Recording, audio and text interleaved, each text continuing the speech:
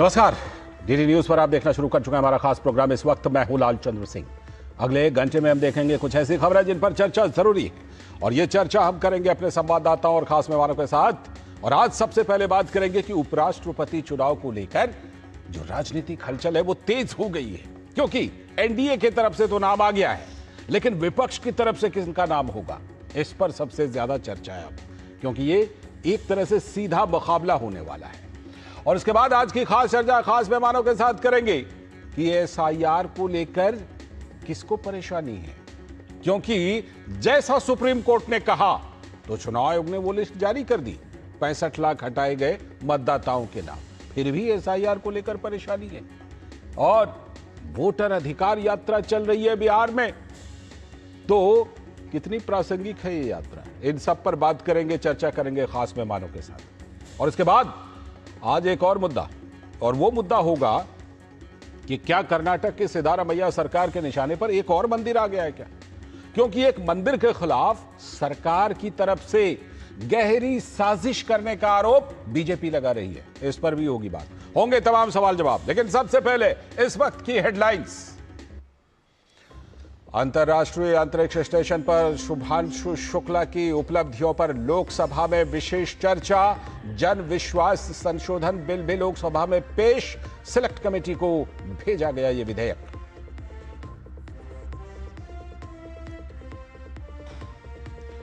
सत्ता पक्ष का उपराष्ट्रपति के चुनाव पर सर्वसम्मति बनाने का प्रयास, जेडीयू के समर्थन की पुष्टि की, तो समाजवादी पार्टी के सांसद राम गोपाल यादव ने कहा आम सहमति बन जाए तो बेहतर। चीन के विदेश मंत्री आज से 2 दिन की भारत यात्रा पर, डॉक्टर जयशंकर समेत एनएसए अजीत डोभाल से भी करेंगे मुलाकात। भारत चीन सीमा और व्यापार जैसे मुद्दों पर बातचीत की संभावना। उपराष्ट्रपति के चुनाव को लेकर सियासी हलचल तेज। एनडीए द्वारा महाराष्ट्र के राज्यपाल सीपी राधाकृष्णन को उम्मीदवार बनाने के बाद अब सभी की नजर विपक्षी इंडी गठबंधन के उम्मीदवार पर।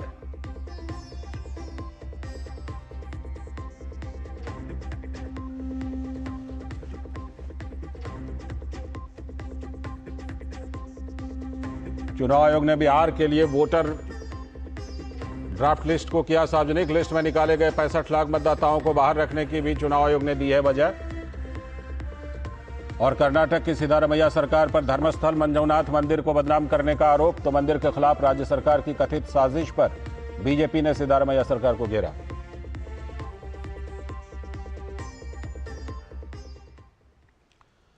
ये थे इस वक्त की हेडलाइंस। अब देखते हैं खबरों को विस्तार से। और आज सबसे पहले बात करेंगे कि उपराष्ट्रपति चुनाव पर किस तरह की राजनीतिक हलचल तेज हो गई है, क्योंकि एनडीए ने उपराष्ट्रपति चुनाव के उम्मीदवार के नाम का ऐलान कर दिया है। और एनडीए की तरफ से महाराष्ट्र के गवर्नर सीपी राधाकृष्णन होंगे एनडीए के उम्मीदवार। उधर विपक्षी गठबंधन में भी उम्मीदवार को लेकर चर्चा तेज है। बीजेपी समर्थन के लिए विपक्ष से भी बात करने वाली है। उपराष्ट्रपति पद के लिए निर्विरोध चुनाव के पक्ष में सत्ताधारी बीजेपी है। इंडी गठबंधन में उपराष्ट्रपति के नाम पर चर्चा हुई है कि उनके उम्मीदवार कौन होंगे। संसद भवन में इंडी गठबंधन की आज बैठक हुई, जिसमें उपराष्ट्रपति पद के उम्मीदवार पर विशेष रूप से चर्चा हुई। और अभी तक विपक्ष की तरफ से किसी उम्मीदवार का नाम सामने आया नहीं है। और इस बीच रक्षा मंत्री राजनाथ सिंह ने कई विपक्षी नेताओं को फोन किया है और एनडीए के उपराष्ट्रपति उम्मीदवार के लिए समर्थन मांगा है।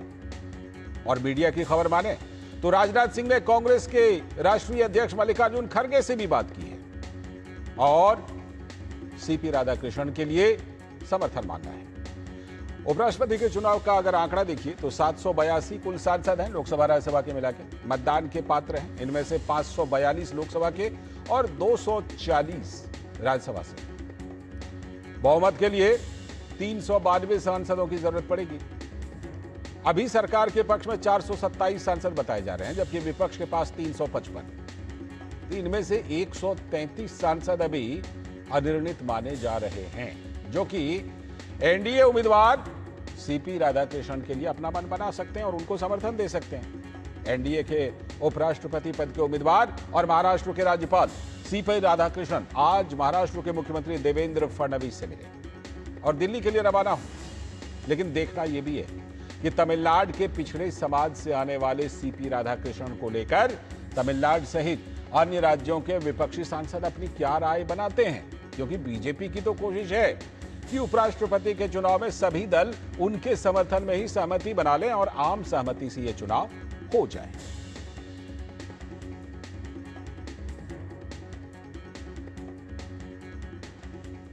और इन सब के बीच भाजपा के नेता के लक्ष्मणन ने कहा कि उपराष्ट्रपति के रूप में सीपी राधाकृष्णन को सभी को निर्विरोध रूप से चुन लेना चाहिए।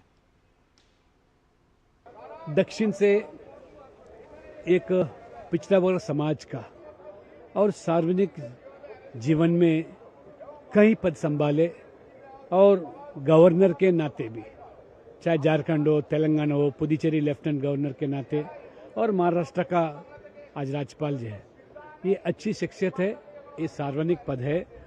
आज राजनीति के ऊपर हटकर सभी दलों को आज समर्थन करना चाहिए। हम भी चाहते हैं कि पूरे विपक्ष आज उनका समर्थन करके और निर्विरोध हमारे उपराष्ट्रपति बनाए। वहीं सपा के अध्यक्ष अखिलेश यादव ने कहा कि उपराष्ट्रपति के नाम पर कोई भी फैसला बैठक में लिया जाएगा, विपक्षी दलों की बैठक में। उपराष्ट्रपति तो जगह खाली है और उसके बाद बनना ही था।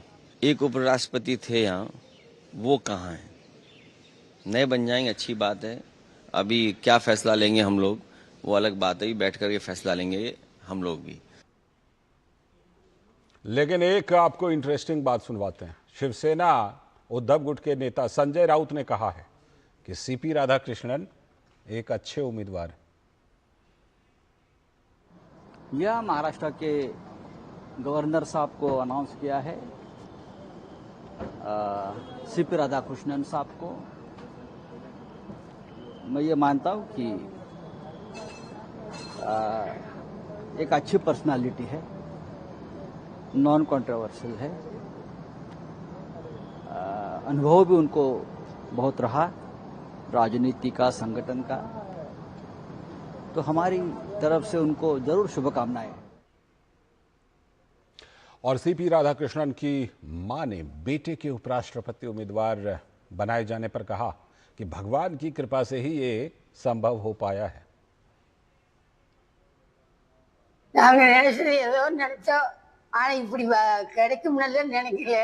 பேர் வைக்கும்போது இப்படி வச்சோம். சிபி ராதாகிருஷ்ணன் பேர் டாக்டர் ஜனாதிபதி ராதாகிருஷ்ணன் பேர் நினைச்சதே வச்சோம்.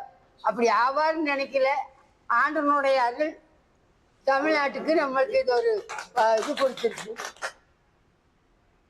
एक माँ जिनका बेटा जमीन से जुड़ा हुआ हो, साधारण बैकग्राउंड का हो, उनकी प्रतिक्रिया भले ये तमिल में थी, लेकिन आप समझ सकते हैं कि कितनी खुशी उनके चेहरे से दिखाई पड़ रही थी और वो ईश्वर का धन्यवाद कर रही थी। बहरहाल उपराष्ट्रपति पद का चुनाव कैसा होना है और क्या सर्वसम्मति बन पाएगी, इसी पर चर्चा के लिए हमारे साथ हमारे सलाहकार संपादक विनोद मिश्र जी जुड़ गए हैं स्टूडियो से।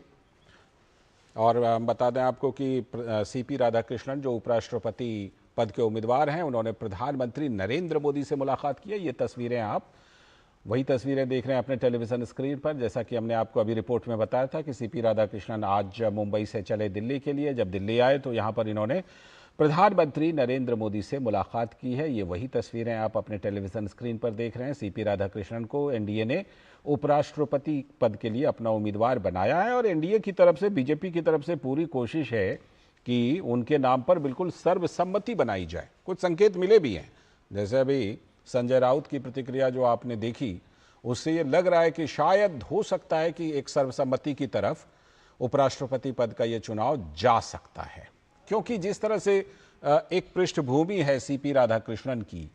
अभी हम आपको उनकी मां की प्रतिक्रिया भी सुनवा रहे थे, तमिलनाडु से हैं, और जो सीपी राधाकृष्णन की छवि रही है, जो उनकी पृष्ठभूमि रही है, जो उनका राजनीतिक सफ़र रहा है, जो उनके सार्वजनिक जीवन का सफ़र रहा है, सब कुछ ऐसा है जिससे कि बिल्कुल आम सहमति बनाने के लिए, जिसे कहते हैं एकदम अनुकूल माहौल है और बन सकता है, इसकी संभावना दिख भी रही है। लेकिन फिर वही बात की बात तो इस पर निर्भर करेगी कि कांग्रेस क्या रुख लेती है, और कांग्रेस जब अगर मन बना लेगी तो बाकी छोटे विपक्षी दल भी जो हैं वो हो सकता है कि बिल्कुल सर्वसम्मति की तरफ बढ़ पाएं। तो ये तस्वीर सीपी राधाकृष्णन, उपराष्ट्रपति पद के उम्मीदवार, जिन्होंने प्रधानमंत्री नरेंद्र मोदी से मुलाकात की, तो उसी की तस्वीरें आप अपने टेलीविजन स्क्रीन पर इस समय देख रहे हैं।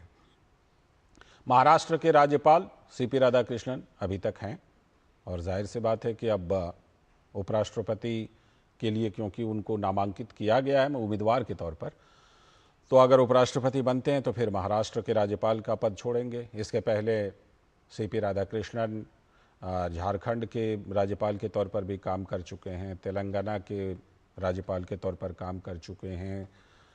ये तमाम पद जो हैं वो संभाल चुके हैं, उनका जो अनुभव है वो लंबा अनुभव है।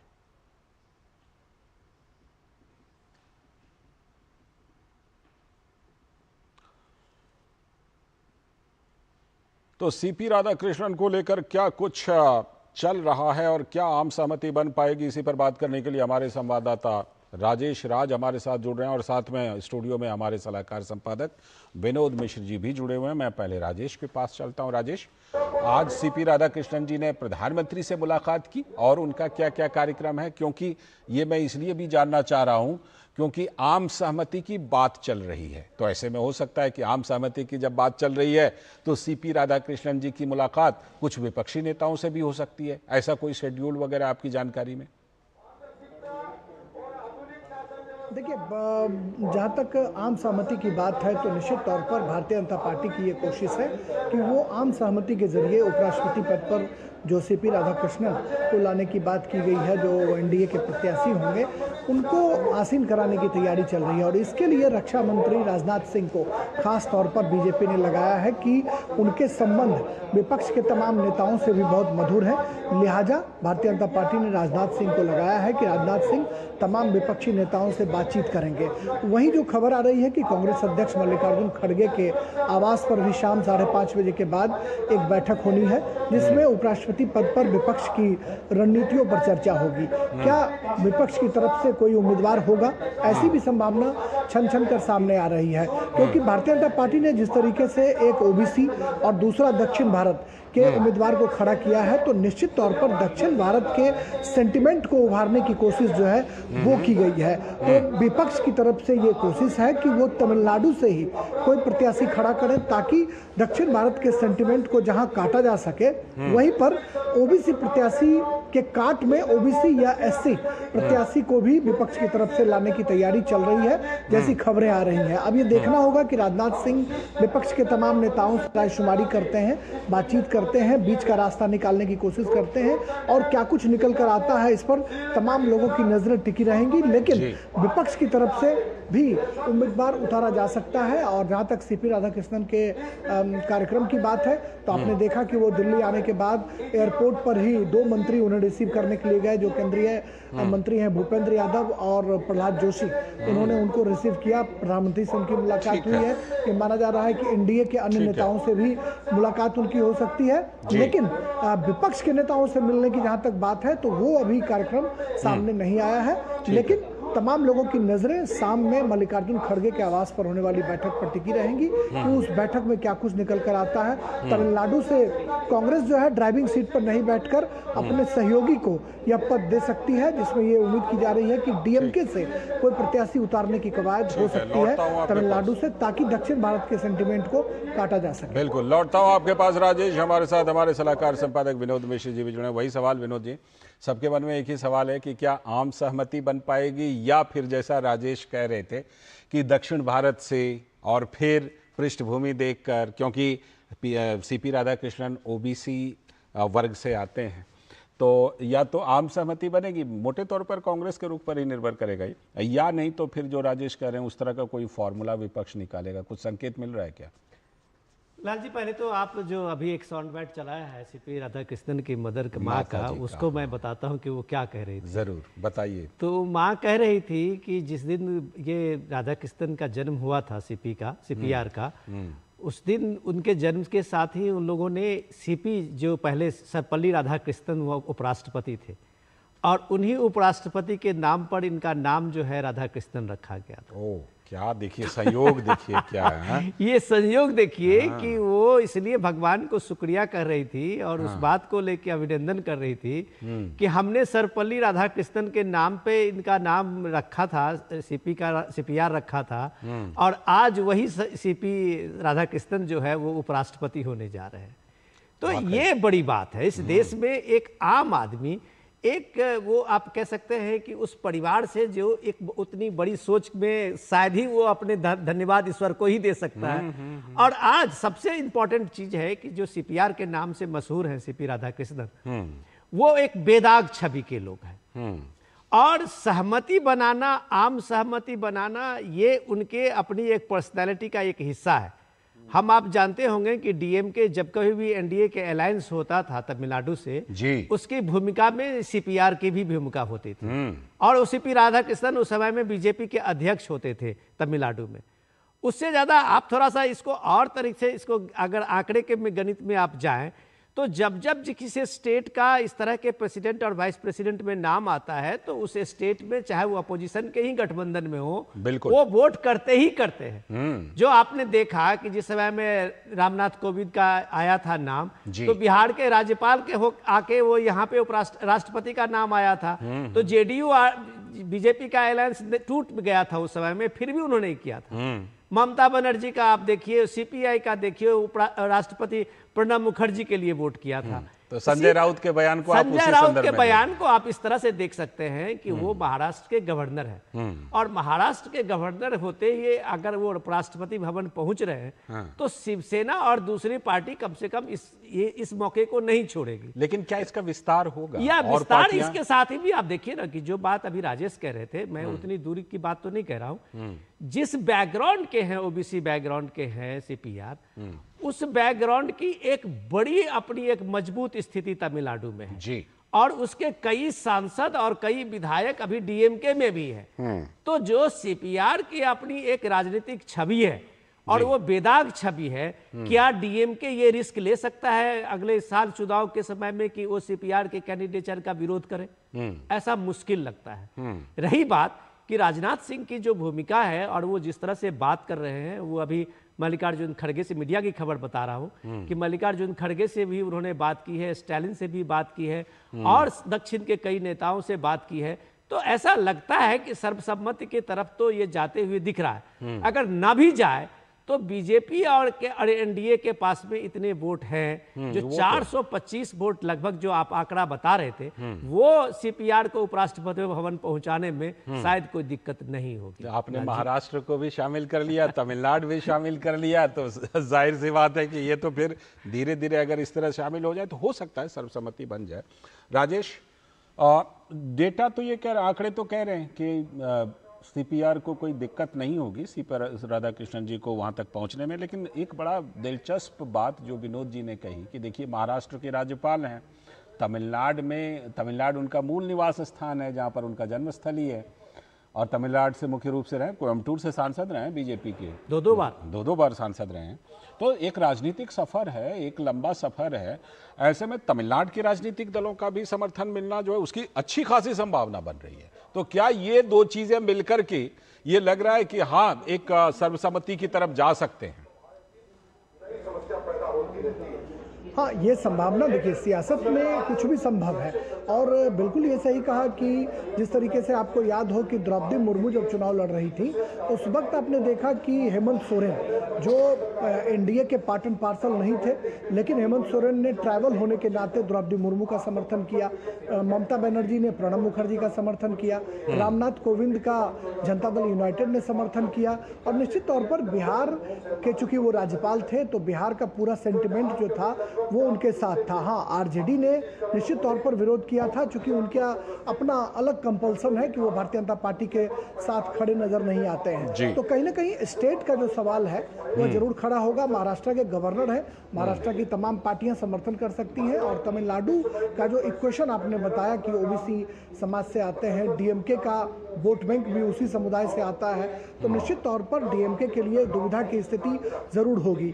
लेकिन कांग्रेस हर हाल में ये चाहेगी कि एक उम्मीदवार खड़ा कर कम से कम रेस में अपने को बनाए रखें और सहयोगी दलों को साथ कर एक नया जो पॉलिटिक्स है देश में, जो एसआईआर के खिलाफ जो वातावरण बना है, उसमें कांग्रेस ड्राइविंग सीट छोड़कर अपने सहयोगी को ये सीट दे सकती है। और ऐसे में डीएमके से अगर कोई प्रत्याशी नजर आए तमिलनाडु से तो ये बहुत अतिशयोक्ति नहीं होगी, क्योंकि जो अपोजिशन है उसके लिए उम्मीदवार तमिलनाडु से देना उनकी एक मजबूरी कही जा सकती है। बिल्कुल, या तो वो तमिलनाडु से कोई नाम तलाशेंगे या ये संभावना बनती है कि सीपी राधाकृष्णन का ही समर्थन करेंगे और वैसी स्थिति में सर्वसम्मति बन सकती है।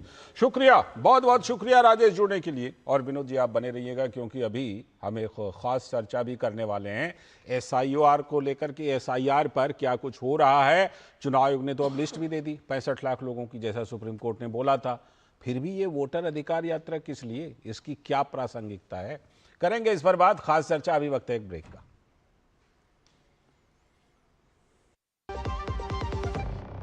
टाइम पे खा लेना और प्लीज बाइक धीरे चलाना जी। और ये तुम्हारी सेफ्टी के लिए। अरे एक बात तो रह गई, LIC ये हमारी सेफ्टी के लिए। दिल की सुनो, LIC चुनो। LIC हर पल आपके साथ।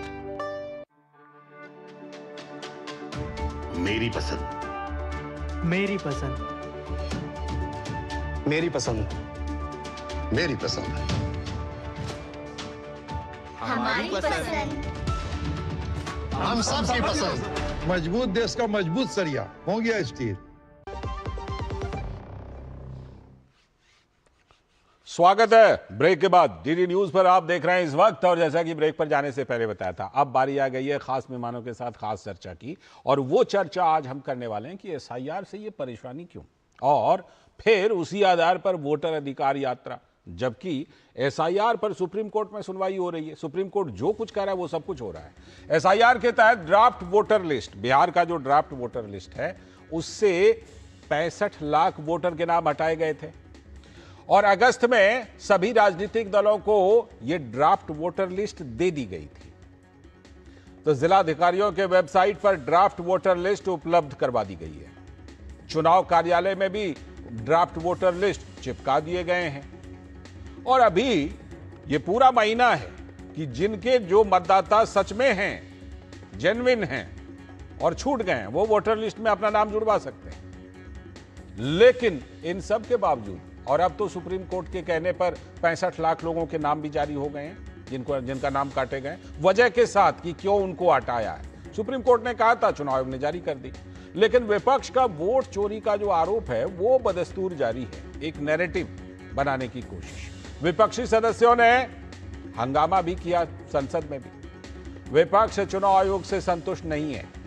बिहार में उनके लिए एसआईआर ही लगता है सबसे बड़ा मुद्दा बन गया है, और उसी पर वोटर अधिकार यात्रा निकाल रहे हैं। विपक्ष मुख्य चुनाव आयुक्त के खिलाफ महाभियोग प्रस्ताव लाने पर भी विचार कर रहा है। चुनाव आयोग ने कांग्रेस नेता राहुल गांधी को अब 7 दिनों का अल्टीमेटम दे दिया है। चुनाव आयोग ने भी कहा बहुत हो गया, बहुत हो गया। चुनाव आयोग ने कहा कि राहुल गांधी या तो सबूतों के साथ शपथ पत्र दाखिल कर दें, या फिर अगर मीडिया की खबर को माने तो कई विपक्षी दल इस बात पर मंथन कर रहे हैं कि चुनाव आयोग के खिलाफ महाभियोग लाया जाए। हालांकि राहुल गांधी के वोट चोरी के आरोप पर कड़ी प्रतिक्रिया देते हुए चुनाव आयोग ने उन्हें 7 दिन की समय सीमा दी है, जो हमने आपको बताया। आयोग ने कहा कि राहुल गांधी या तो सबूतों के साथ शपथ पत्र दाखिल कर दें या फिर सार्वजनिक रूप से माफी मांग लें। मुख्य निर्वाचन आयुक्त ज्ञानेश कुमार ने कहा या तो 7 दिनों के अंदर हलफनामा देना होगा या फिर देश से माफी मांगनी पड़ेगी, तीसरा कोई विकल्प है ही नहीं। इस बीच राहुल गांधी ने बिहार में अपनी वोटर अधिकार यात्रा में इंडी गठबंधन की हार की वजह चुनाव आयोग को बताना शुरू कर दिया है, लेकिन जीत का श्रेय खुद लेंगे। तो जानकार मानते हैं कि वोट अधिकार यात्रा के जरिए राहुल गांधी अपने कार्यकर्ताओं को आगामी विधानसभा चुनाव को लेकर उत्साहित कर रहे हैं। करें, इसमें कुछ भी गलत नहीं।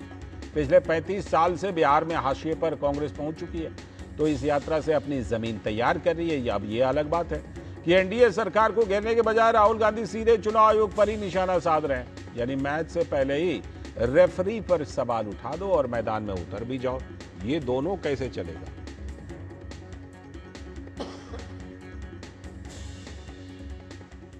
बहरहाल राहुल गांधी की अपनी कोशिश जारी है। कांग्रेस नेता राहुल गांधी ने कहा कि बिहार में वोट चोरी नहीं होने देंगे। इंडिया गठबंधन के बिहार के नेताओं ने मन बना लिया है कि बिहार में हम वोट चोरी नहीं होने देंगे। सवाल नहीं उठता, वोट चोरी नहीं होने देंगे। तो राहुल गांधी तो लगातार वोट चोरी कर रहे हैं, लेकिन चुनाव आयोग ने भी अब अपना रुख सख्त कर लिया है और वोट चोरी के बयान पर राहुल गांधी को हलफनामा देने के लिए कहा या फिर माफी मांगने के लिए कहा है। सबसे बड़ी मतदाता सूची, सबसे बड़े चुनाव कर्मियों की फौज, सबसे ज्यादा मतदान करने वाले लोगों की संख्या, और इन सब के समक्ष, सारे मीडिया के समक्ष ये कहना कि अगर मतदाता सूची में आपका नाम एक बार और है तो आपने 2 बार मतदान किया होगा और कानूनी अपराध किया होगा, और मेरे सारे मतदाताओं को अपराधी बनाना और चुनाव आयोग शांत रहे, संभव नहीं। हलफनामा देना होगा या देश से माफी मांगनी होगी, तीसरा विकल्प नहीं है। 7 दिन में हलफनामा नहीं मिला तो इसका अर्थ ये सारे आरोप निराधार हैं। ऐसा लग रहा है कि पानी सर से ऊपर जा रहा है चुनाव आयोग की भी। खैर, इन सब के बीच भाजपा के प्रवक्ता संबित पात्रा ने कहा कि जो यात्रा राहुल गांधी कर रहे हैं उसके पीछे केवल एक ही मंशा है कि किस प्रकार से घुसपैठियों को बचा लिया जाए। जो यात्रा राहुल गांधी भी कर रहे हैं उसके पीछे की मंशा क्या है? इसके पीछे की मंशा केवल एक ही मात्र है और वह मंशा है किस प्रकार से घुसपैठियों को बचाया जाए। इलेक्शन कमीशन का ये दायित्व बनता है कि जो घुसपैठिए हैं किस प्रकार से उनको क्लेंजिंग की जाए, वो इलेक्टोरल रोल में नहीं आए और वो इलेक्शन में भाग न ले सके। ये अधिकार उनको नहीं है वोट देने का। घुसपैठियों के माध्यम से किस प्रकार से चुनाव जीतना है, घुसपैठियों का किस प्रकार से इस्तेमाल करना है, तुष्टीकरण की राजनीति को किस प्रकार से आगे बढ़ाना है, यही राहुल गांधी और कांग्रेस पार्टी करती रही है। और संवैधानिक संस्थाओं को गाली देने का इनका रिकॉर्ड पुराना है। तो ये तो नेताओं की बात हो गई। अब जरा जनता और मतदाता की बात आपको सुनवाते हैं कि एसआईआर पर उनकी क्या राय है, जो सच में मतदाता हैं और जेन्युइन मतदाता हैं। सुनिए। आज के डिजिटल युग में, इंटरनेट के युग में वोट की चोरी तो संभव नहीं है। राहुल गांधी या तेजस्वी यादव जो भी वोटर अधिकार यात्रा कर रहे हैं, जो ऊर्जा, जो संसाधन, जो पैसा वहां खर्च कर रहे हैं, वही चीज वो वोटर पुनरीक्षण जो चल रहा है उसमें अपना ध्यान लगाते तो और बेहतर हो पाता। कोई भी डॉक्यूमेंट देने में कोई परेशानी नहीं है और मैं एक आम नागरिक होने के नाते ये कहना चाहूँगा कि चुनाव आयोग ये जो एसआईआर करवा रही है, मतदाता पुनरीक्षण, ये हर बार होना चाहिए और ये बिल्कुल सही चीज़ है। चुनाव आयोग का काम है हमेशा एसआईआर करवाना, तो अभी करवा रही है। फिर अगले साल बंगाल में भी चुनाव, अगर वहाँ पर होता तो बोलेगा चुनाव के लिए, कभी तमिलनाडु में होगा, तो वो तो हर जगह इलेक्शन होते ही रहता। इंडिया तो ऐसा ना कि एक ही बार इलेक्शन होता, हमेशा होते रहता। तो ये विपक्ष का मुद्दा बेफालतू का है। इलेक्शन के विषय सब जानता है कि यह निष्पक्ष है। आपने नेता की भी बात सुन ली, मतदाता की भी बात सुन ली कि जो सच में मतदाता है वो कह रहे नहीं, कोई दिक्कत नहीं है। खैर, लेकिन इन सब के बीच इसी मुद्दे पर ये आप देख लीजिए कि संसद से लेकर बिहार की सड़क तक यही मुद्दा इस समय सबसे ज्यादा लगता है कि नैरेटिव के तौर पर आ रहा है। इसी पर खास चर्चा करने के लिए हमारे साथ मनीष पांडेय जी, जो भारतीय जनता पार्टी के प्रवक्ता हैं, बहुत बहुत स्वागत। हमारे साथ संदीप त्रिपाठी जी, कांग्रेस के नेता। संदीप जी स्वागत, बहुत बहुत स्वागत, नमस्ते। और हमारे साथ मधुरेश नारायण, पटना से हमारे संवाददाता, और हमारे सलाहकार संपादक विनोद मिश्र जी यहीं पर हमारे बगल में स्टूडियो में। मैं पहले मधुरेश के पास चलता हूं। मधुरेश, वोटर अधिकार यात्रा चल रही है, क्या एक तो सबसे पहले बात यह भी कही जा रही है, अमित मालवीय जी ने बताया कि बड़ा एकदम प्लानिंग करके रूट तैयार किया गया है उस वोटर अधिकार यात्रा की। जैसे भारत जोड़ो यात्रा के लिए आरोप लगा था, वैसे वोटर अधिकार यात्रा की बात का भी जो रूट है वो बड़ा देख करके किया गया है कि कहां से इसको निकाला जाए। ये किस तरह से यात्रा चल रही है और क्या इसका रूट प्लानिंग है, जरा बताइए। देखिए, सबसे इम्पोर्टेंट बात ये है कि ये आरोप नहीं है, बिल्कुल सच्ची बात है। क्योंकि जो यात्रा का रूट तैयार किया गया है ये शाहबाद इलाके से तैयार किया गया है, जहां पर पहले से जो महागठबंधन है वो एक मजबूत स्थिति में है। वहां से यात्रा की भव्य शुरुआत की गई, क्योंकि महागठबंधन को पूरा भरोसा था कि वो यहाँ पर एक बड़ी भीड़ इकट्ठा करने में सक्षम होगी। इसके बाद इस यात्रा को आज गया, औरंगाबाद और गया लेकर के आ रहे हैं, और इसके बाद जो यात्रा है वो खत्म 1 तारीख को पटना में होगी, जहां पर एक विशाल जनसभा का आयोजन किया गया है। और बड़ी बात ये है कि इस जनसभा की तैयारी भी अभी से शुरू कर दी गई है। जो महागठबंधन के जो विधायक हैं उनको अभी टारगेट दे दिया गया है कि उनको अपने कंस्टिट्यूएंसी से लोगों को लेकर के आना है, किस तरह लेके आना है, क्या इंतजाम करने हैं, उसकी बाकायदा पूरी ब्रीफिंग की गई है। उनको एक टारगेट दिया गया है कि लेकर के आना है और वो जनसभा में उनको सम्मिलित कराना है अपने। बिल्कुल। देखो, इस बीच में अभी एक अपडेट मैं आपको बताना चाहूंगा कि राहुल गांधी जब गया पहुंचे उसके बाद जो कार्यकर्ता और पुलिस के बीच में धक्का मुक्की की भी खबर आ रही है। बताया जा रहा है कि वहां पर जो कार्यकर्ता थे वो राहुल गांधी के करीब आना चाहते थे या उनसे मिलना चाहते थे, लेकिन उनको रोक दिया गया, कार्यकर्ताओं को मिलने नहीं दिया गया, इसलिए वहां पे धक्का मुक्की हुई। इससे पहले आज सुबह राहुल गांधी का एक शेड्यूल प्रोग्राम था किसानों के साथ मिलने का। बड़ी संख्या में किसान औरंगाबाद में पहुंचे थे जो राहुल गांधी से मिलना चाहते थे, लेकिन राहुल गांधी ने उनसे मुलाकात वहां पे नहीं की। तो कहीं ना कहीं ये जो तय कार्यक्रम है उसमें लगातार परिवर्तन हो रहा है। लौटता हूं आपके पास जी, आपके पास लौटता हूं, आप बने रहिएगा हमारे साथ। विनोद जी के पास चलते हैं। विनोद जी, SIR एक तरफ, सुप्रीम कोर्ट के द्वारा निर्देश पर चुनाव आयोग के द्वारा उठाए गए कदम, 65 लाख मतदाताओं के नाम सामने आ गए जिनका नाम काटा गया, वजह के साथ आया है। वो दूसरी तरफ चुनाव आयोग का ये कहना कि देखिए 2 ही विकल्प है, तीसरा कोई विकल्प नहीं है, या तो दे दीजिए शपथ पत्र, हलफनामा, या नहीं तो माफी मांग लीजिए। और ये एक एंगल की बिहार में वोटर अधिकार यात्रा, उसकी बड़ी ज़बरदस्त प्लानिंग, रूट प्लानिंग, ये सारी चीज़ें एक साथ चल रही हैं। लेकिन एक बात तो बिल्कुल साफ है कि संसद से लेकर बिहार की सड़कों तक यही एक मुद्दा है जिस पर यह लग रहा है कि हाँ, इस पर कुछ उम्मीद बन सकती। लाल जी, मैं बिहार से हूं, और अगर आप कहेंगे कि राहुल गांधी की जो ये वोट चोरी का आरोप है कि वोट चोरी है उनकी, तो मुझे लगता है कि वो सही ही कह रहे हैं। वोट तो चोरी उनकी हुई है, किसने चोरी की है ये शायद वो थोड़ा सा लोगों को कंफ्यूज कर रहे हैं।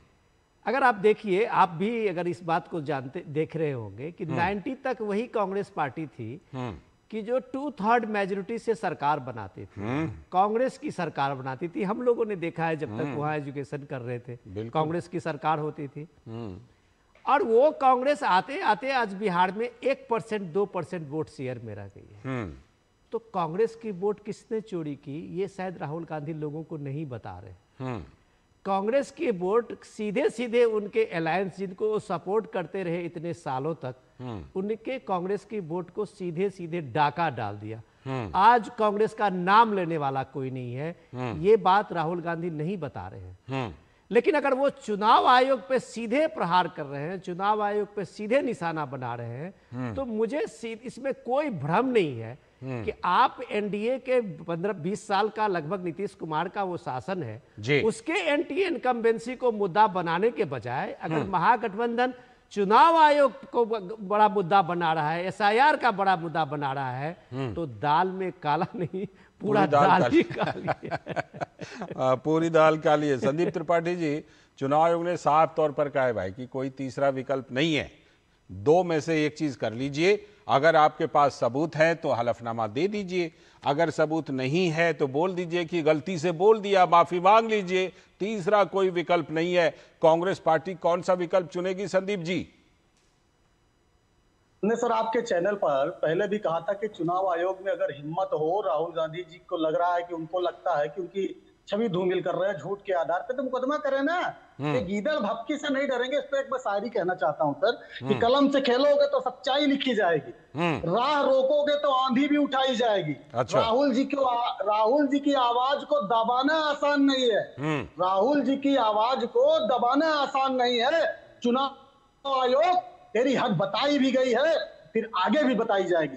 ये चिंटू पिंटू लोग सर आके धमकाएंगे और वो पार्टी जिसने अंग्रेजों से नहीं डरी वो डर जाएंगे हम सर। सर आप कह रहे शपथ पत्र की, तीन चीजें जानना चाहता हूँ जो पीसी हुई है। एक एक पॉइंट पे अगर बात करना चाहेंगे तो कर लेंगे, लेकिन इस पे समय नहीं होता। हाँ, संक्षेप। लेकिन मोटी मोटी बात मैं कहना चाहता हूँ संक्षेप में। सर, आप कह रहे हैं शपथ पत्र दीजिए, अनुराग ठाकुर जी ने सेम आरोप लगाया, आप उनसे शपथ पत्र क्यों नहीं मांग रहे हैं? अभी तो कह रहे हैं ना कि रायबरेली में फर्जी वोट थे और जो है अवैध तरीके से राहुल गांधी, प्रियंका वाड्रा जी, अखिलेश जी चुनाव जीते, उनसे शपथ पत्र आप क्यों नहीं मांग रहे? उससे छवि नहीं धूमिल हो रही है। फिर उन्होंने कहा कि हमारे वोटरों को बदनाम किया जा रहा है, बताइए उनको चोर बताया। अरे चट्टे तो वोटर नहीं, चट्टा है। नहीं, ये समझे, ये अपशब्द नहीं, त्रिपाठी जी, ये पब्लिक सर्विस ब्रॉडकास्टर है, अपशब्द नहीं। जी, आप गलत भाषा का इस्तेमाल कर रहे हैं। अपशब्द का इस्तेमाल नहीं करें, आप अपनी बात मजबूती से कहिए, लेकिन अपशब्द नहीं। ये आप गलत कर रहे हैं, अपशब्द नहीं। इलेक्शन कमीशन के कोई प्रवक्ता यहाँ नहीं बैठा हुआ है, नहीं बैठे हैं, कौन जवाब देंगे? आप सीधे सीधे इलेक्शन कमीशन को इस तरह की भद्दी भाषा का इस्तेमाल करेंगे, ये शर्मनाक है। नहीं, ये शर्मनाक है। आप अपनी बात पूरी मजबूती से रखिए, लेकिन अपशब्द नहीं, गाली गलौज नहीं। क्या बात करते हैं? अपशब्द नहीं, गाली नहीं सर, गाली गलौज चट्टा कहना सर नहीं। फिर आप क्या कहिएगा? फिर अब आप क्या कहिएगा जो गाली मानी जाएगी और अपशब्द मानी जाएगी? बताइए, ये गलत है। क्या कहिएगा फिर? घुसपैठ किसी, सुन लीजिए, वोटर को घुसपैठिए कहना उसका सम्मान बढ़ाना है सर। क्यों? घुसपैठिया वोटर नहीं है इस देश में? इस देश में घुसपैठिया वोटर है या नहीं है? 11 साल से इस देश में घुसपैठिया वोटर है कोई की नहीं है, या एक भी घुसपैठिया वोटर नहीं है? बताइए। 1.5 लाख लोगों को निकाला, ये 3000, हमने 1.5 लाख घुसपैठियों को बाहर किया और 11 साल में 3000। और सवाल हमसे पूछेंगे, अब आते हैं सर, अभी आंकड़ा विनोद जी ने दिया। विनोद जी कहां से आंकड़ा लाते हैं सर? कौन से आंकड़े की बात कर रहे हैं? 1% वोट मिला कांग्रेस को। साहब नहीं, दुरुस्त कर लीजिए, 9.5% वोट मिला था पिछले चुनाव में। किस आधार पे आप बात कर रहे हैं? 9.5%। अच्छा, बिहार में 9.5% मिला था, पूछने वाला नहीं है। लेकिन वो आरजेडी कहती रही है कि हमारा सीट खराब कर देती है कांग्रेस। कम पड़ जा रही है आरजेडी कहती है हमारा सीट खराब कर देती है। आज राहुल जी के साथ लगा हुआ। मुझे अब मनीष जी के पास जाने दीजिए, मनीष जी के पास जाने दीजिए। आपने एक सवाल उठाया, बड़ा सवाल, आपने एक बड़ा सवाल उठाया, इसलिए बिहार की आवाज को नहीं। ठीक। मनीष जी, आप एक बात का जवाब दीजिएगा। वो कह रहे हैं कि चुनाव आयोग अगर राहुल गांधी को 2 विकल्प दे रहे हैं, तो बदले में जो आपने आरोप लगाया रायबरेली को लेकर के, फिर वो वायनाड को लेकर के, तो वैसा ही आपको क्यों नहीं दे रहा चुनाव आयोग? या आप भी क्यों ना वो उसमें आए कि भाई आपने भी चुनाव आयोग पर सवाल उठाया? बताइए। देखिए, ऐसा है कि हम लोगों ने एक दौर में सुना था जब लालू जी ने बिहार के कांग्रेस के प्रभारी को भगचोंधर कहा था और उससे बड़ी चर्चा हुई थी। तो मैं अभी जो थोड़ी देर पहले जो सुन रहा था तो मुझे वो दौर याद आ गया। देखिए, कुछ चीजें जो है वो संस्कारों में आ जाती है। तो इस प्रकार के शब्दों का इस्तेमाल इनके यहाँ होता रहता है। तो भगचोंधर है या नहीं है, तो वो विषय आज के डिबेट का नहीं है। वो डिबेट आज के विषय मैंने तो सिर्फ याद कराया। भगचोंधर शब्द एक बार बड़ा प्रचलित हुआ था बिहार में। अब जहाँ तक आपने कहा, उनको बात रखने दीजिए ना, उन्होंने आपकी बात, मैं जब इलेक्शन कमीशन का उनकी बात सुन लीजिए ना, उन्होंने सुनी थी, शांति से उन्होंने सुनी थी, आप भी सुन लीजिए, फिर काउंटर कीजिए। मैंने इलेक्शन कमीशन ऑफ इंडिया का जब कल मैं प्रेस कॉन्फ्रेंस देख रहा था तो मुझे लगा कि घुमा फिरा के पत्रकारों ने जितने प्रकार के सवाल किए, उसके बाद कोई भी विषय ऐसा रह नहीं जाता है जिस पर कि किसी को किसी प्रकार का द्वंद्व या भ्रम या कोई रहा हो। मतलब काफी विषयों का, लेकिन यात्रा बदस्तूर जारी है। और दुर्भाग्य इस बात का है बिहार में उस यात्रा को झंडी कौन दिखा रहे थे? लालू प्रसाद यादव। अब देखिए, लालू प्रसाद यादव के बारे में बिहार में क्या है, लालू प्रसाद ने खुद कहा था कि मतपेटियों से मैं जिन्न निकाला करता हूँ। अब वोट अधिकार यात्रा नाम हो उस यात्रा का, और उस यात्रा को हरी झंडी कौन दिखा रहे हैं? तो लालू प्रसाद, जो मतपेटियों से जिन्न निकालने में माहिर थे। और 90 के दशक का हिंसा तो हमको लगता है कांग्रेस के प्रवक्ता को भी शायद याद होगा, इसीलिए याद होगा क्योंकि कांग्रेस तो बिहार में रिप्लेस तो लालू प्रसाद ने ही किया था ना। आपने अभी जैसे कहा ना मिश्रा जी ने कि वोटों की चोरी कौन कर रहा है, तो बिहार में कांग्रेस को रिप्लेस कौन किया? राष्ट्रीय जनता दल ने किया। और अब रही बात की जो बयानों की बात आ रही है राहुल गांधी, राहुल गांधी का पक्ष और भाजपा के अनुराग ठाकुर जी का पक्ष, मैं थोड़ा उस दोनों विषयों पर थोड़ा सा चर्चा कर लूं जो आपने मुझसे सवाल किया। देखो ऐसा है, राहुल गांधी ने वोट चोरवा कहा, उन्होंने चुनाव आयोग को चैलेंज किया और अनुराग ठाकुर ने कहा कि ऐसे मामले उनके संसदीय क्षेत्र में भी हैं। अब देखिए, जब समझदारी किसी की छोटी हो जाए तो उसका कोई विषय तो आ नहीं सकता है और न कोई जवाब दे सकता है। कहा गया है कि समझ समझ के भी जो ना समझे, मेरी समझ में वो ना समझ है। तो अब ये ना समझी तो जनता ही उसका जवाब देती है समय आने पर। ठीक है, जनता जवाब देगी। अनुराग ठाकुर ने चैलेंज नहीं किया चुनाव। ठीक है, मैं आता हूँ। देश को एक इंफॉर्मेशन दिया कि जो आरोप लगा रहे राहुल गांधी, उन्होंने कहा इस तरह की गड़बड़ियां दूसरी जगह पर भी हैं। ठीक है, ठीक है, ठीक है, मैं लौटता हूं। लेकिन इन गड़बड़ियों को दूर करने के लिए ही तो SIR आया है। और मधुरेश, जैसा कि अभी ताजा खबर यह है कि सुप्रीम कोर्ट ने जैसा कहा, तो अब चुनाव आयोग ने जिलावार भी पूरी लिस्ट लगा दी है। 65 लाख लोगों के जिनको निकाला गया है, किस वजह से निकाला गया है, सब कुछ लगा दी है। तो जब चुनाव आयोग इस तरह से काम कर रहा है, तो जो आम लोग हैं वहां पर बिहार में, आम लोग, आम वोटर, चुनाव आयोग की इस पूरी प्रक्रिया पर, SIR से लेकर ये नाम सार्वजनिक करने तक, उनकी क्या प्रतिक्रिया, उनमें आप मोटे तौर पर क्या देख रहे हैं? क्योंकि अगर कोई किसी से प्रभावित है तो उसकी बात मत कीजिए, आम लोगों में किस तरह की आप प्रतिक्रिया देख रहे हैं मधुरेश? देखिए, अभी से कुछ देर पहले हम लोग प्रोग्राम में सुन रहे थे कि जो आम मतदाता है उसे कोई बहुत ज्यादा परेशानी नहीं है, क्योंकि जो फॉर्म था वो उन्होंने भर करके जमा किया। 7 करोड़ से ज्यादा मतदाताओं ने इस फॉर्म को भर करके जमा किया है और अपने जो डॉक्यूमेंट्स थे वो लगाए हैं। लेकिन जो ओवरऑल में अगर हम बात करें तो चुनाव आयोग की तरफ से ये भी कहा गया है कि अगर किसी मतदाता का नाम कट गया है तो वो इसके लिए अपील कर सकता है। इसमें जो BLOs हैं वो पूरी मदद कर रहे हैं। अगर आपको जानकारी नहीं है कि आपका BLO कौन है तो उसकी भी जानकारी आप वेबसाइट की मदद से ले सकते हैं। सिर्फ आपको अपना बूथ कहाँ है वो बताना होगा, विधानसभा कहाँ है वो बताना होगा, और आपके BLO का मोबाइल नंबर अवेलेबल करा दिया जाएगा और आप उसे सीधे बात कर सकते हैं। इसके अलावा अब तो जो लिस्ट है वो भी लगा दी गई है, वहां पे भी जाकर के देख सकते हैं कि अगर उनका नाम कटा है तो क्यों कटा है और जुड़वा सकते हैं।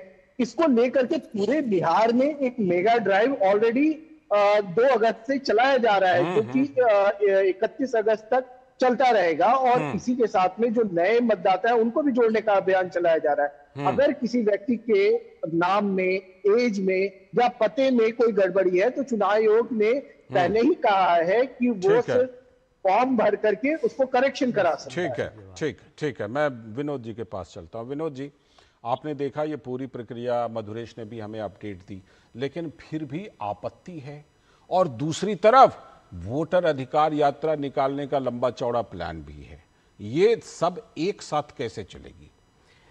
पहले तो मैं त्रिपाठी जी को ये बताऊं कि एक संवैधानिक संस्था पे, एक संवैधानिक अथॉरिटी पे जब आप सवाल उठाते हैं तो आपको कम से कम अपने बैकग्राउंड में, एक मिनट सर, आपने बहुत बने अमर्यादित शब्द जिसको हम कहें उस शब्द का प्रयोग किया है। बस मैं आपको सिर्फ याद दिलाना चाहता हूं कि इसी देश ने और इस देश की व्यवस्था ने और चुनाव आयोग में देखा था कि मुख्य चुनाव आयुक्त किस तरह से वहां राज्यसभा के मेंबर होते हैं और मंत्री होते हैं। तब तो चुनाव आयोग बहुत पवित्र था। और आज आप चुनाव आयोग पे भर भर के गाली दे रहे हैं, सड़क से लेके संसद तक।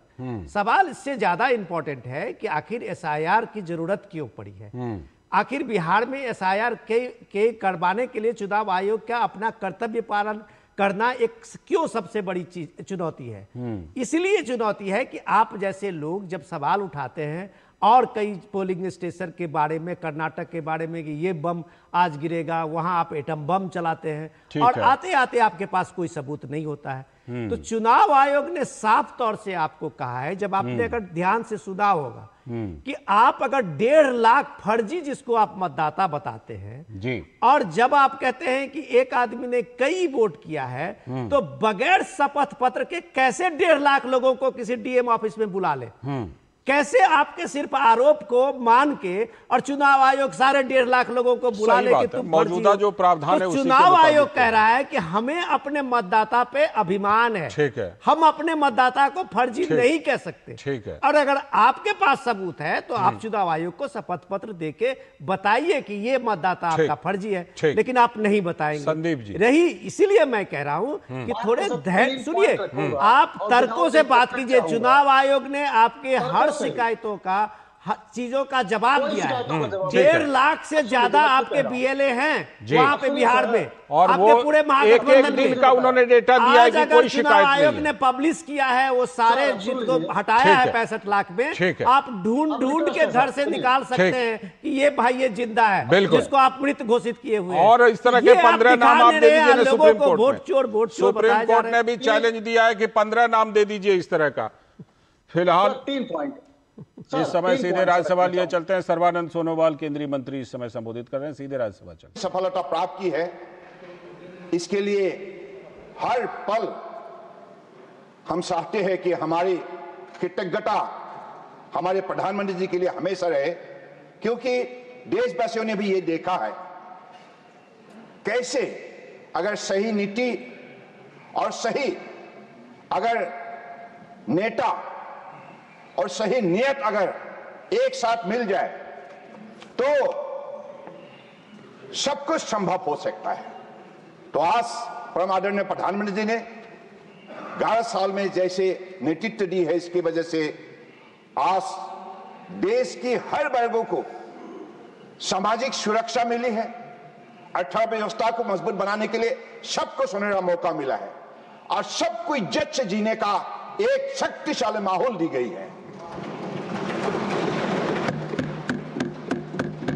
कांग्रेस ने इस मंत्रालय को ध्यान नहीं दिया, इसके लिए वो 10 साल 2014 से 2014 तक और सिर्फ एक ही कानून बना पाया, एक कोई लेजिस्लेटिव रिफॉर्म उनकी दिमाग में थे नहीं। ब्रिटिश ने जो कानून बनाया 100 साल पहले, अधिकतर कानून कमजोर रहे, क्योंकि वर्तमान 21वीं सदी में जो प्रतियोगिता का जो माहौल है, इसमें कोई भी देश अपना शक्ति दिखाने के लिए सबसे पहला कदम है वो कानून व्यवस्था।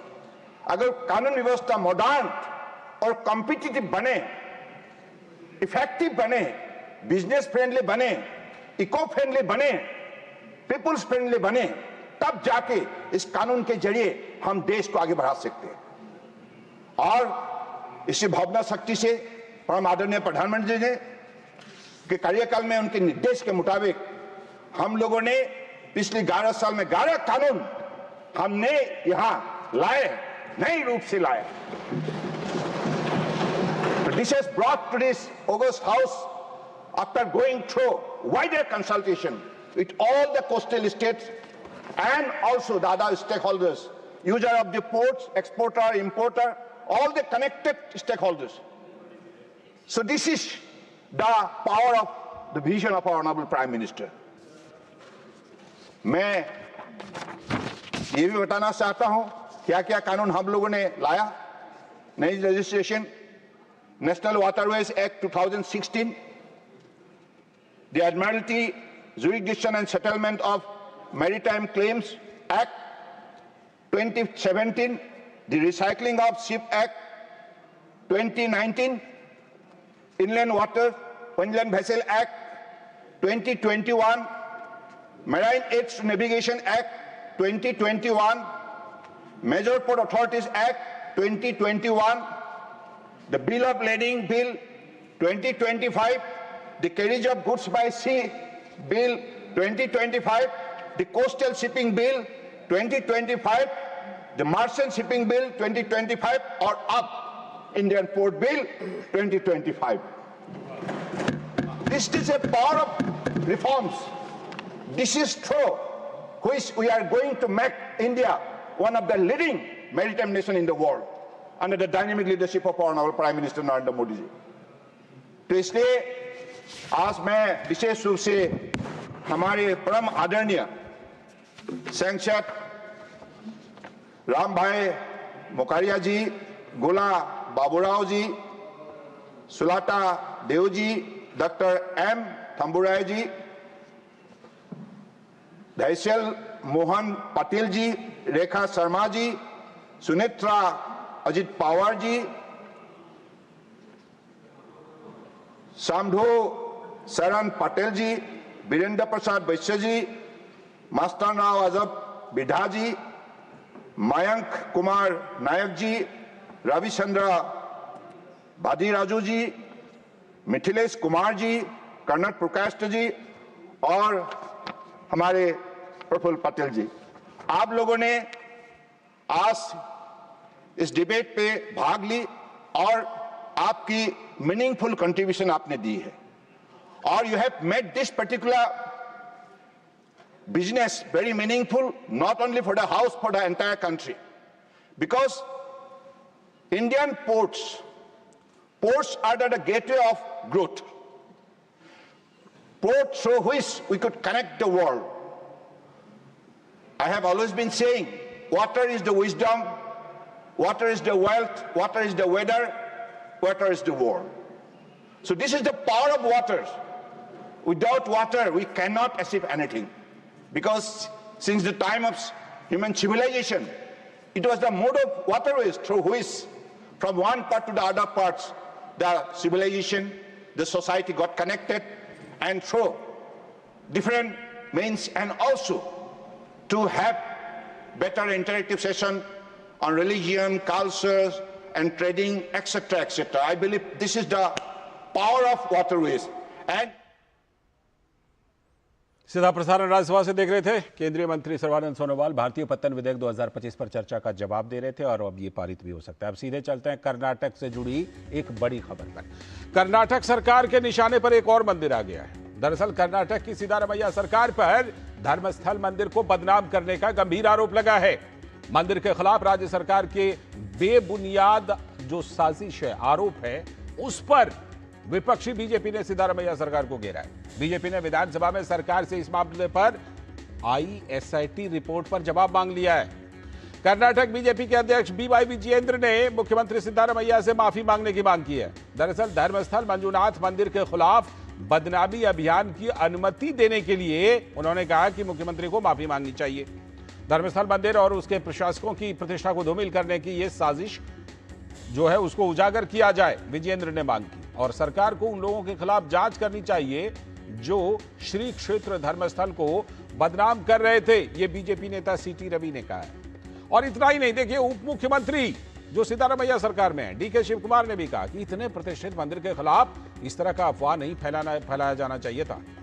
तो यह सवाल उठ रहा है कि क्या कर्नाटक की राज्य सरकार ने सनातन की एक शानदार परंपरा को चोट पहुंचाने की साजिश की? ऐसा इसलिए क्योंकि राज्य की सिद्धारमैया सरकार पर पहले भी मंदिरों के खिलाफ काम करने के आरोप लगते रहे हैं। सीटी रवि जो भाजपा नेता, उन्होंने कहा धर्मस्थलों के पीछे षड्यंत्र चल रहा है। कौन तिरुपति के ऊपर षड्यंत्र किया, कौन शबरीमला के ऊपर षड्यंत्र किया, वही फोर्स धर्मस्थल का पीछे भी है। हमको शक है वो उसके बारे में भी कार्रवाई होना, उसके बारे में जांच होना। हमको भी विश्वास है अधर्म हारेगा, धर्म जीतेगा, सत्य हमेशा जीतता है।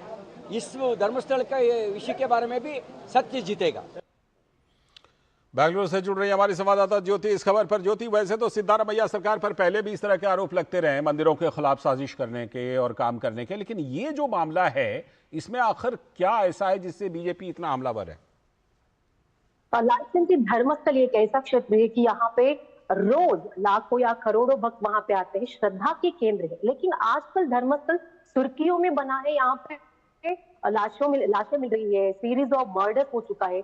ये सब एक वहां पे जो पूर्व कर्मचारी था वो वहां पे आकर आरोप लगाया है कि मेरे मजबूरी में आकर यहाँ पे मैंने लाशों को दफनाया है, ये एक तरफ। लेकिन यहाँ पे दूसरे एंगल पे अगर हम देखें तो श्रद्धालुओं की नजर में देखें तो धर्मस्थल क्षेत्र को एक पवित्र क्षेत्र माना जाता है और बीजेपी भी इसी मामले को लेकर सरकार के ऊपर एलिगेशन भी किए हैं। विधान पक्ष विरोध पक्ष नायक आर अशोक, बीवाई विजयेंद्र, सीटी रवि, सब ये लोगों ने सरकार पर आरोप लगाए कि एक धर्मस्थल क्षेत्र है, धर्म क्षेत्र है, इसे बदनाम करने की एक षड्यंत्र साजिश रचाया हुआ है। आर अशोक जी ने यह भी कहा है कि तो खुद सिद्धरामैया जी ये सब कर रहे हैं। सिद्धरामैया जी की जो आसपास जो है वो सब एक सिटी नक्सल्स है, अर्बन नक्सल्स है, उन्होंने और लेफ्टिस्ट है, कम्युनिस्ट है, ये सब लोग मिलकर धर्मस्थल क्षेत्र को बदनाम करने की कोशिश कर रहा है। तो बीजेपी का एक आग्रह ये है भी कि जो वहां के वो अनामिक आया है, जो मास्क मैन कहते हैं, उसका भी जांच करनी चाहिए। एक बार उसने आया ज्योति, इस मामले में जो deputy CM DK Shivakumar का भी बयान बड़ा इंटरेस्टिंग है। उन्होंने भी कहा कि ये नहीं होना चाहिए। यस, उन्होंने भी ऐसा ही कहा है कि षड्यंत्र रचा हुआ है। ये आप षड्यंत्र, कॉन्स्पिरेसी कुछ तो होगा इसमें। शायद पहले सरकार कह रहा था कि हम एसआईटी जांच के लिए कुछ भी ऑर्डर नहीं करेंगे, आदेश नहीं देंगे। जब जो मास्क मैन आया, मैं वहां पे काम करता था, मैं कर्मचारी था, अगले ही दिन सरकार उतना उतावलेपन से एसआईटी को वहां पे फॉर्म किया। इसमें भी बहुत क्वेश्चन अराइज होता है। तो आरोप कर रहे हैं, बहुत लोग आरोप कर रहे हैं ना, मनीष सिमोरेड्डी और गिरीश मट्टनवर, इन पर भी निशाना है लालचंद। बिल्कुल, ये निशाना विपक्ष की तरफ से भी, और लग रहा है कि डेप्यूटी सीएम शिव कुमार भी इस पर निशाना साध रहे हैं। बहुत बहुत शुक्रिया ज्योति जुड़ने के लिए और पूरे मामले पर जानकारी देने के लिए। इसी के साथ आज के इस वक्त में इतना ही। पूरी टीम को दीजिए अनुमति। नमस्कार।